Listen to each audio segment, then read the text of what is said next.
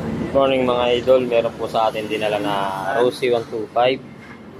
Ito po ay galing pong Dalahican. Ay titingnan po natin yung kanyang flat side o magneto kasi pag sinisipa may nalangit-ngit. Atin pong babaklasin. Let's go. Ayan mga idol, may nasabit sa kanya. Kaya bubuksan natin kung magneto o nasa lining.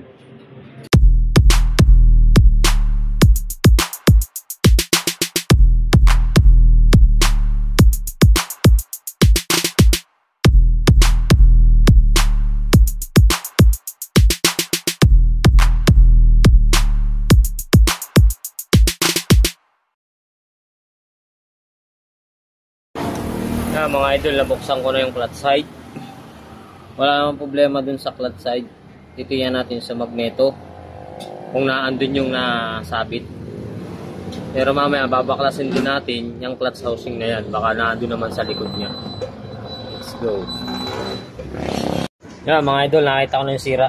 Yung parang nasabit. Ayan siya.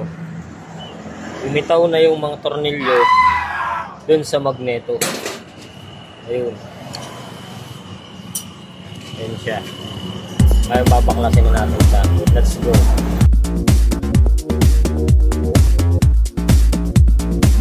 Mga idol, nakalas ko na yung kanyang magneto. Ang nagka-problema sa kanya ay itong mga tornilyo.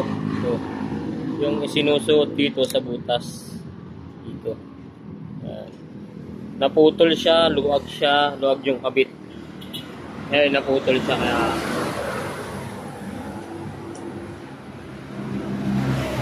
yung naputol, ayan. Kaya papalitan natin ng bago. Pinabibili ko si boss. Mga idol, nakabili na ako ng tornilyo. Ating kakabit na sa magneto. Let's go! Guys, okay na. Nakabit ko na yung tornilyo na bago. Ayos na siya. Ay, nagkakabit na natin sa magneto. Let's go.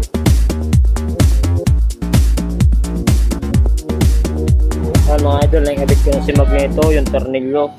Ngayon, nagkakabit na natin yung crankcase niya. At lalagyan natin ng gasket. Let's go!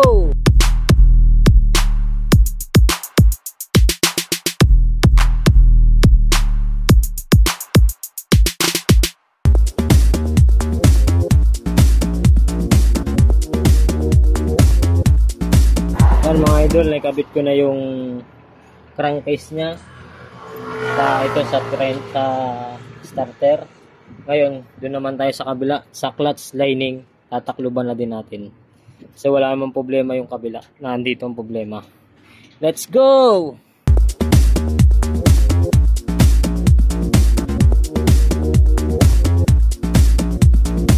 Mga idol, nakabit ko na yung crankcase ng clutch side. Ngayon kakabit na lang natin yung mga balancer sa footrest. Okay na si Rosy.